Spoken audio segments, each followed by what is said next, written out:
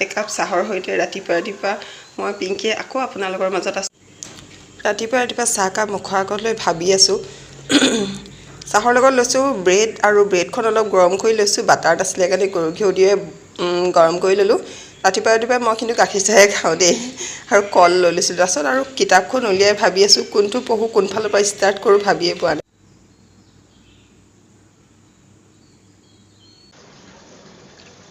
ৰাতিপুৱাই পঢ়া শুনা কৰিম বুলি ভাবি কিতাপখন মুখৰ আগত লৈ বহি আছোঁ, আৰু ভাবি পোৱা নাই কোনটো ছাবজেক্টৰ পৰা ষ্টাৰ্ট কৰোঁ। কাৰণ প্ৰতিটো ছাবজেক্টেই কমপ্লিট হোৱা নাই।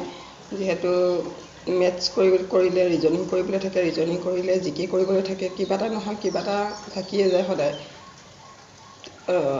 আৰু ৰাতিটো শুবই লাগিব নহয়, যদি নুশুৱেই তেতিয়াহ'লে এনাৰ্জিনো ক'ৰ পৰা আহিব। এনি টাইম মানে কি পঢ়ি থকা সম্ভৱো নহয়। দিনত ইফাল সিফাল কৰি থকাও হয়।